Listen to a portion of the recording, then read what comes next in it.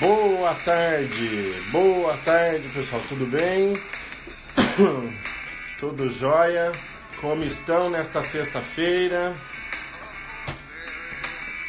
Começando já os preparativos para o final de semana? Muito bem, vamos lá, tudo jóia?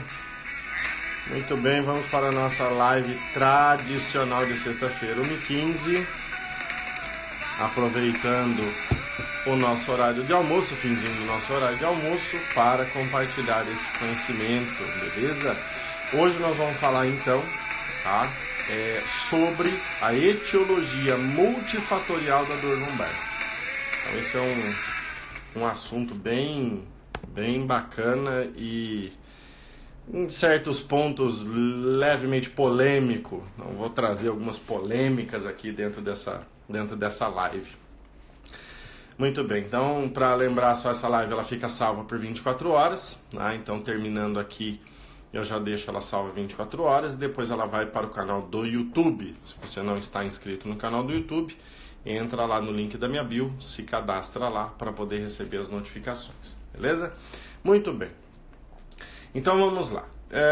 Etiologia multifatorial da dor lombar. O que a gente precisa entender com isso? Então vamos lá, o que é etiologia? Etiologia é causa, né? Etiologia é a causa multifatorial da dor lombar. Quando a gente fala de multifatorial, o que a gente tem como definição? Então se você olhar no dicionário, multifatorial está escrito assim, ó, copiei ele, ó, relativa a vários fatores ou a fatores de diferentes naturezas.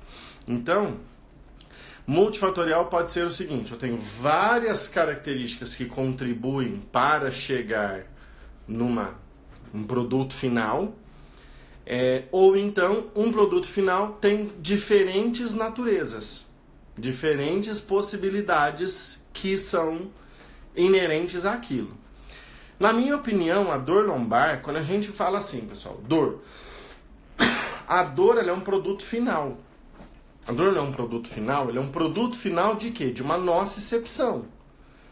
Então, quando meu paciente ele tem dor, ele tem uma origem. Essa dor, ela tem uma origem, ela tem uma causa, né? Vamos colocar assim, como causa. Então, assim, tem uma alteração nociceptiva, que é a causa da dor, que então vai ter esse produto final. A interpretação da dor é mediante esta origem. Okay? Mediante esta causa. Eu quero colocar como causa, porque origem eu tenho outra característica, mas tudo bem. Então, assim,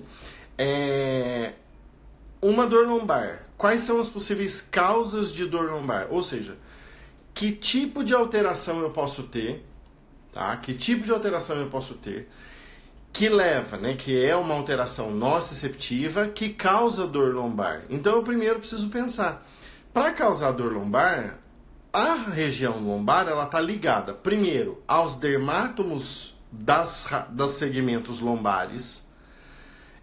Ela está ligada a alguns viscerótomos relacionados, então, a vísceras.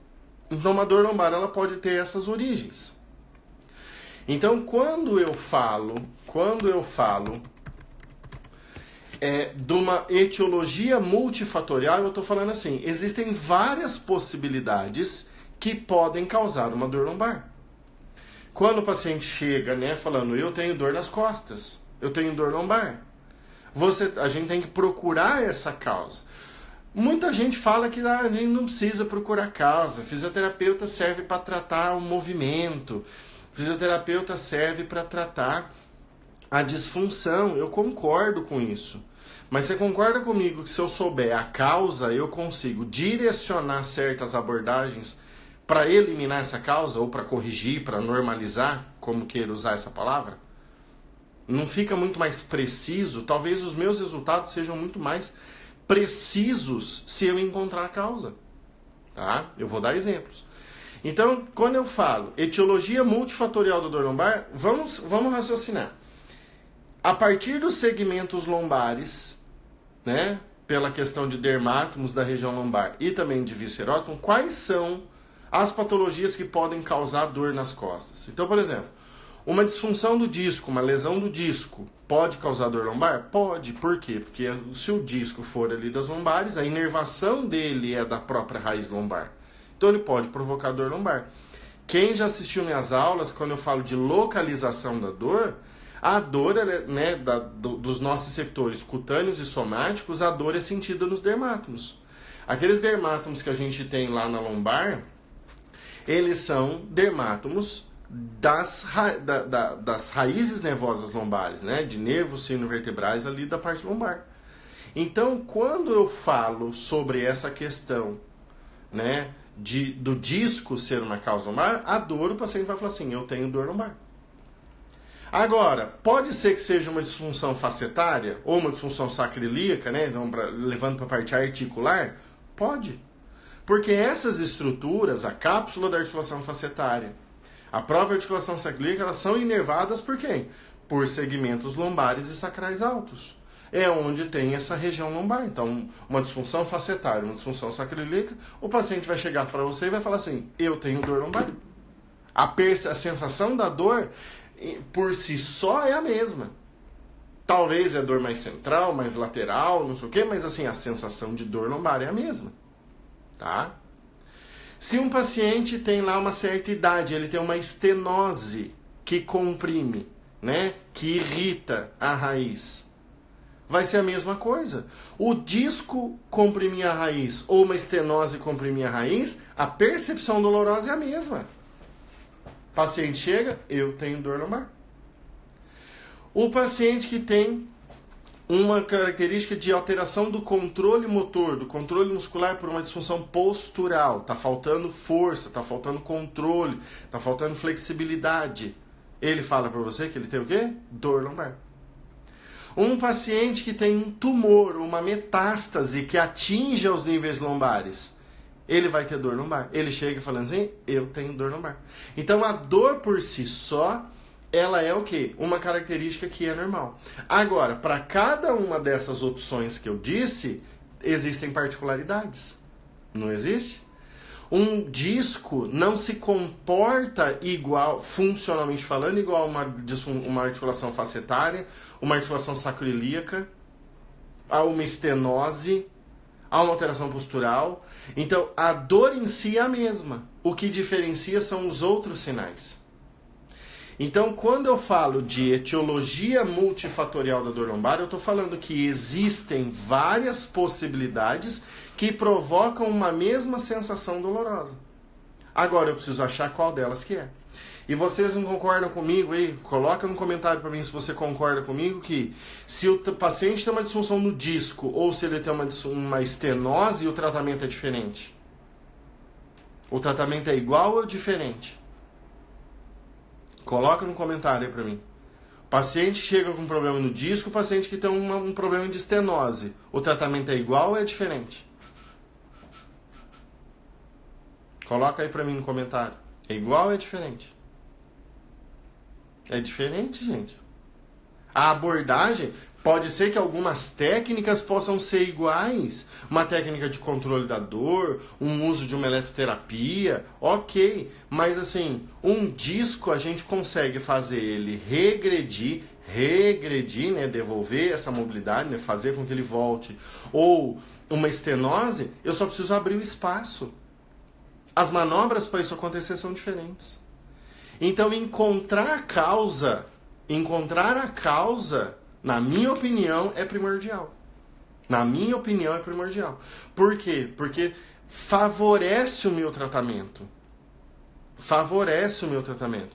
Eu vou levar em consideração as disfunções mecânicas que o paciente tem, a direção preferencial de movimento, eu vou levar tudo em consideração. Mas eu preciso do quê? Encontrar uma causa para direcionar melhor o meu tratamento.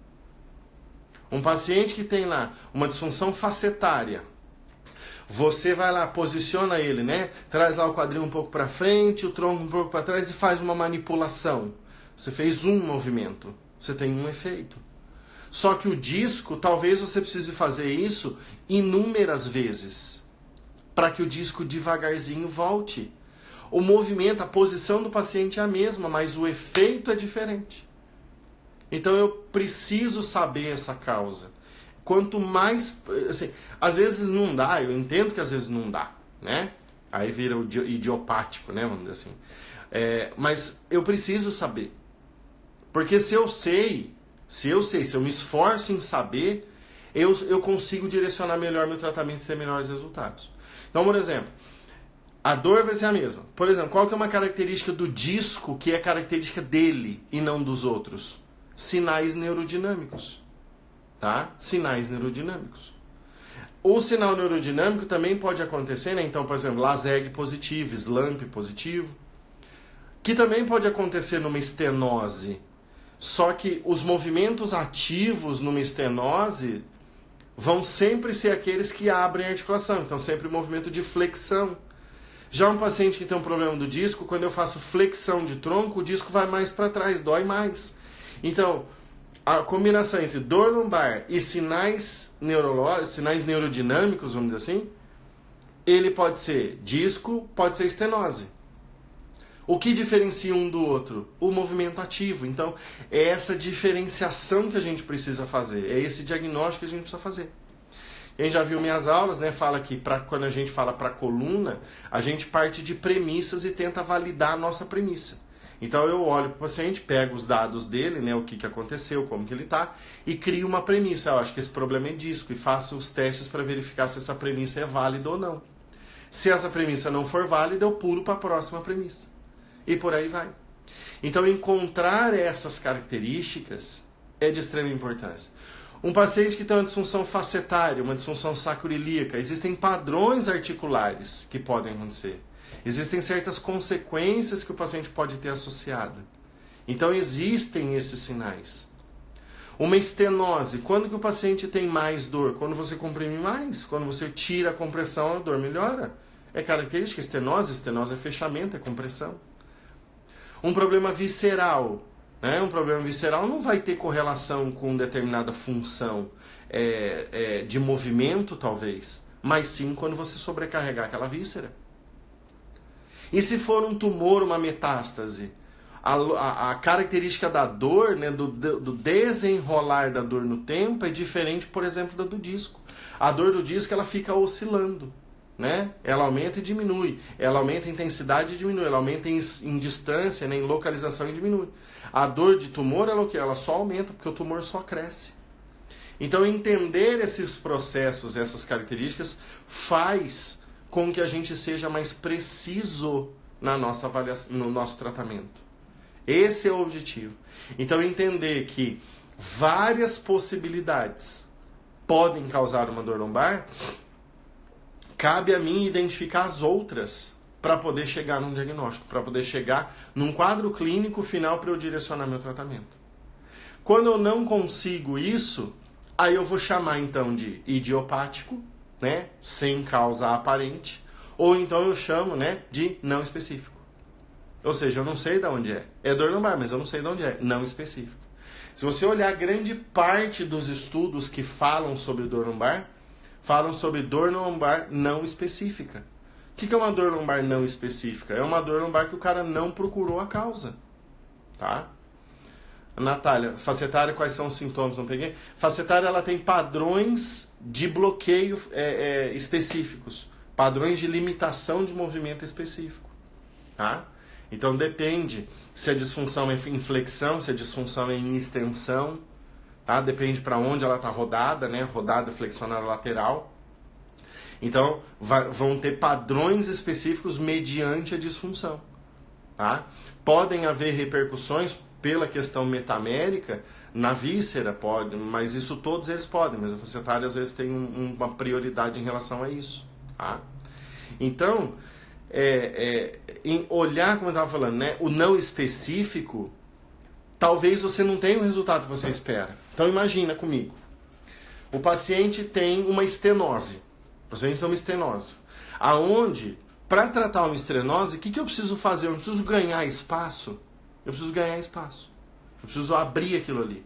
Então, o que vai se beneficiar a estenose? De tração, de movimentos de decoaptação, de movimentos de afastamento da lombar, de movimento de abertura da lombar. Fazer extensão de tronco não vai fazer nada com a estenose. Se bobear até piora.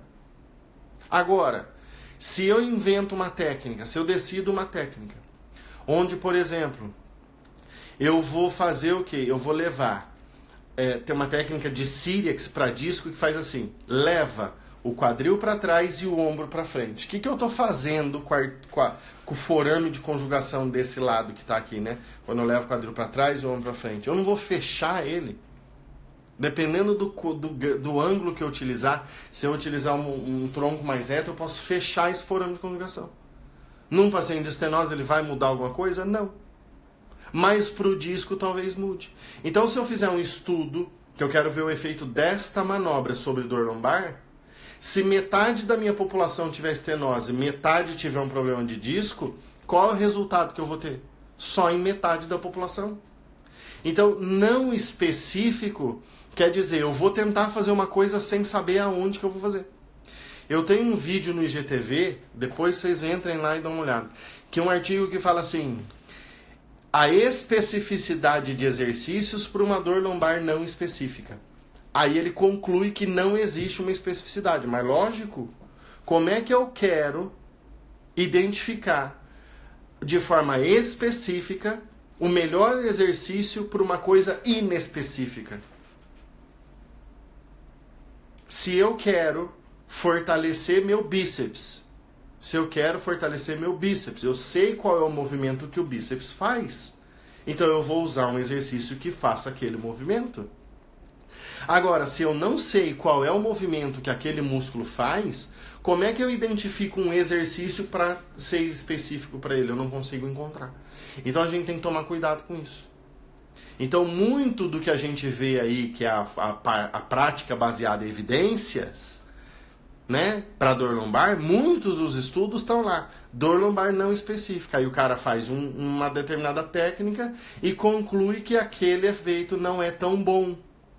Mas espera aí, será que se eu não tivesse sido específico em encontrar a causa, eu não teria resultados melhores? Por selecionar melhor os pacientes? Selecionar melhor as pessoas que vão participar disso daí? Então, é interessante a gente fazer buscar essa especificidade. Buscar da onde isso vem. O paciente pode ter disfunções associadas? Pode. E a gente consegue encontrar isso mediante uma boa avaliação clínica, um bom raciocínio clínico. Então, deixar o idiopático, deixar o não específico, para mim é uma característica assim, de não querer buscar ou não precisar buscar a causa. Né? Eu não quero, larga a mão, não precisa buscar a causa, mas talvez você vai ficar batendo na mesma tecla no tratamento, até você achar um tratamento que dê certo. Sendo que se você pesquisar direito, você consegue encontrar a causa. E você consegue direcionar melhor teu tratamento. Concordam comigo? Então, para mim, o idiopático e o específico são até, às vezes, né, se você se propõe a fazer, né? Eu não quero saber a causa. Eu vou testar esse negócio aqui, vou tratar e não quero nem saber. Ok. Mas se você quer tratar de verdade aquele problema, você precisa encontrar a causa daquela dor. A origem nociceptiva daquilo. Tá? A origem nociceptiva. Então, para mim, idiopático e não específico significam uma má vontade ou uma incapacidade. Existem casos que a gente é incapaz de procurar. Incapaz, não dá para procurar. Por N fatores. Tá? Por alguns fatores. Tudo bem? Então, para mim, isso é uma má vontade ou a incapacidade de encontrar a causa. Ou eu não consigo. Eu não tenho ferramentas para isso. Eu não tenho conhecimento suficiente por enquanto para isso. Agora, se você não busca conhecimento, aí é outra história.